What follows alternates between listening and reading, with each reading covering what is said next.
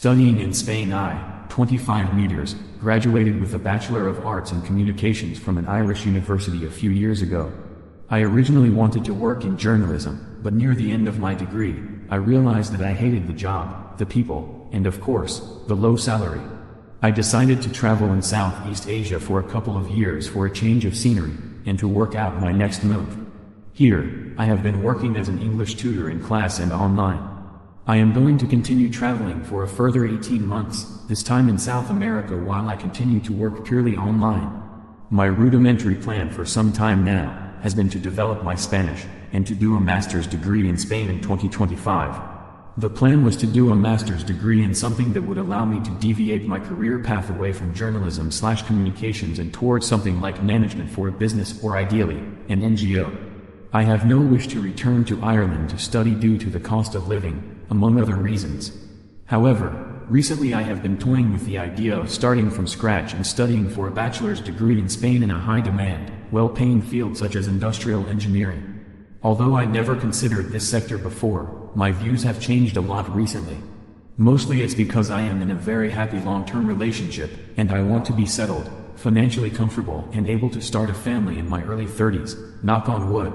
In terms of money, I have little savings currently, but I do have a growing online tutoring business.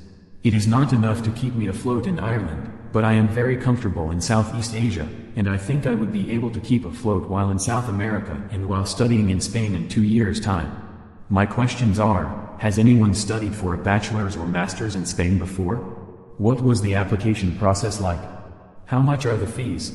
I searched online and saw that some courses can be only €2,000 per year, but that seems too good to be true. What was the standard of living like in, for example, Valencia or Seville? Is it too late for me to start again? Should I opt for a master's degree for time's sake, or should I start again with a 4-year degree? Is my plan unrealistic? Am I forgetting any major possible setbacks? Thank you for your help. Kind regards. Ida, for calling out my 16 and 38 for her hypocrisy and telling her to go to hell. My father cheated on my mom with her sister, aka my aunt, several years ago. So you know that our relationship is a mess. I only tolerate seeing her at my grandparents' house on my grandma's and grandpa's birthdays, New Year and other holidays. I just tell myself she's grandma's and grandpa's other daughter.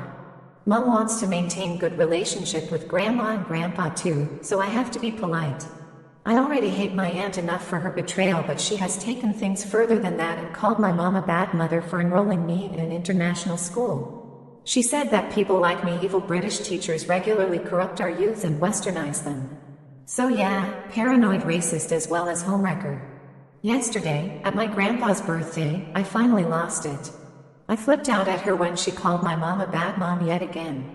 I told her, and this is translated, it's bad enough that you're a backstabbing bitch, but you're also a racist hypocrite. Your perfume, Western. Your clothing, Western. Those COVID vaccines you got?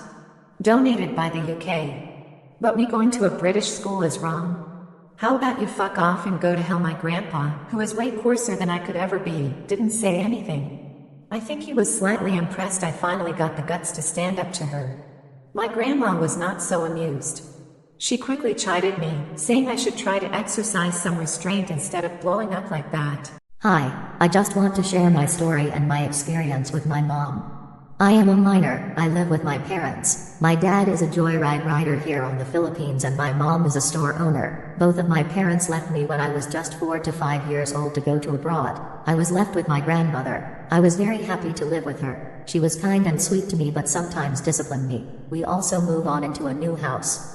2018, my mother came back here in the Philippines. I was so happy to finally meet her again after years. We all lived together on the same house. Few months later, my dad came back here in the Philippines. My mother sometimes yells at me, but it's okay for me. It's normal. But then years later, she yells at me loudly that my auntie can hear her on the next room, even my grandmother in the kitchen. I don't want anyone to see or hear my mother yelling at me even with my own family. I just remained silent. It was embarrassing for me. It's more better if my mom just talked to me nicely and gently. Every small mistakes, she get mad at me easily and yell at me angrily. Even my dad says not to do that to me. but my mom says, I'm just a stupid girl who doesn't understand what disciplining a child and what's good or wrong is. I was hurt to hear that. I mean, I just did a small mistake. When I was watching on my tablet, my mom calls me to put my clothes in my cabinet. I didn't hear her, so I continues watching. She calls me again and I didn't hear her. She then yells at me loudly, that the buyers on the store can hear her. I immediately get out of my room and she looks at me angrily.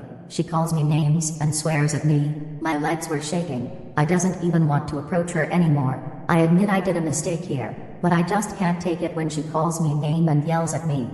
I was suffering with my mom until now. She slaps me, hit me with the slipper. I mean, it's normal though. She even broke my tablet, embarrassed me in front of everyone by yelling and scolding me harshly, gossips me to others by saying I'm lazy and have a bad attitude.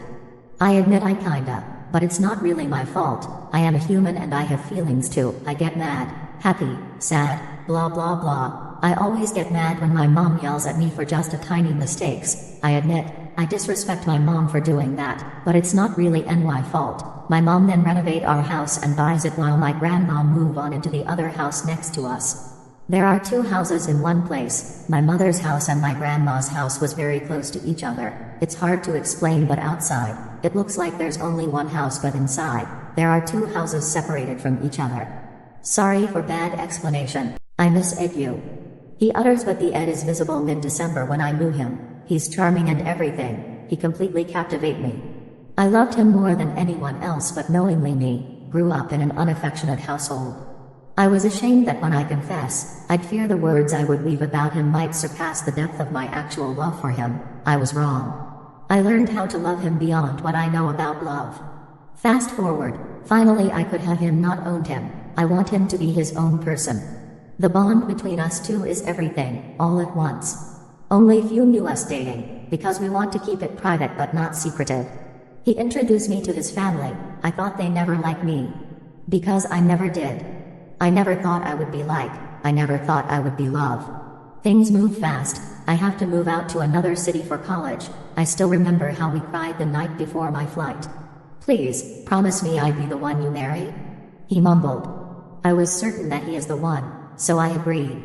Few months had passed, the closeness of us altered to distant. I shrug it off for the thought that it's normal. The things never changed, the progress became slower. Until I found out he's seeing another woman. I kept it to myself because I want to keep him. Done keeping it, I get back home. We met in the big field at the back of our house. I hug him tightly. It was the longer hugs we had. But isn't the hug supposed to feel us warm? Then why I'm still shivering. I miss you. He utters, but the Ed is visible as if it's supposed to be that way. Do you love me? I asked yes. With a sigh, if you do, why did you cheat? It was the longest silence we had. The thing about our situation is, I understand why he did it. I can't control his feelings, so I let it be. After that night we broke up. It was strange. Because we part ways with acceptance. Although it's bitter to think that we share the same air, walk the same ground, but our hearts already lost the chance to be as one. I never thought loving would be different to everyone.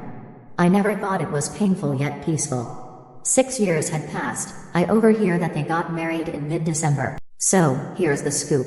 I've been on this journey to make my Sundays less up, Mondays coming and more life's cool. So, picture this. I'm on the balcony, sipping my coffee, and Michelle, my sun-chasing chihuahua, is on a mission to conquer the perfect sunbathing spot. She's like a furry sun worshipper, and I'm over here adulting like a champ. It's a scene. But wait, here comes the kicker.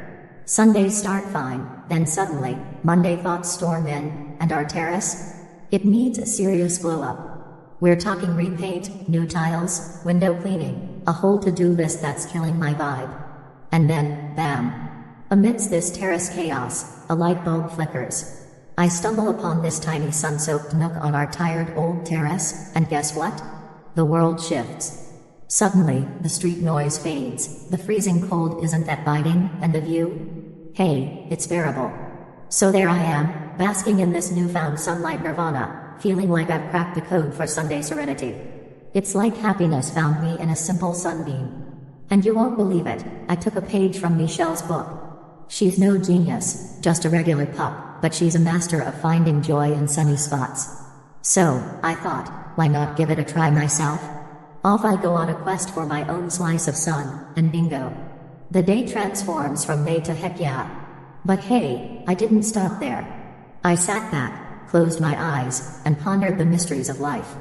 Or maybe just thought about what I wanted to learn today. Then I had this idea. I decided, let's hit up YouTube and learn some cool stuff. I stumbled upon TED Talks, one about making learning as addictive as scrolling through social media. Mind-blowing, right? Then I came across another talk, this dude Josh Kaufman sharing how to learn anything in 20 hours, debunking that 10,000-hour myth. Like, who knew? So, here's my grand plan. I'm gonna dive into learning how to write better in English just by doing it. But here's the catch, I can't decide on one thing to write about. So, I'm going rogue, starting a blog where I just let my thoughts run wild. No limits, no boundaries, just me and my keyboard.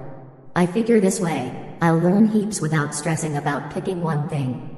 It's like going with the flow, welcoming new knowledge, and penning down whatever tickles my brain. It's my little experiment in free-range thinking. It might just be the secret sauce to unlocking new discoveries. Who knew that a chihuahua's quest for a sunny snooze could be a life lesson? So here's to more sunspots, more curiosity-driven learning, and more Michelle-inspired moments of pure contentment. Cheers to Michelle, my furry mentor in the art of seizing happiness in the simplest of places.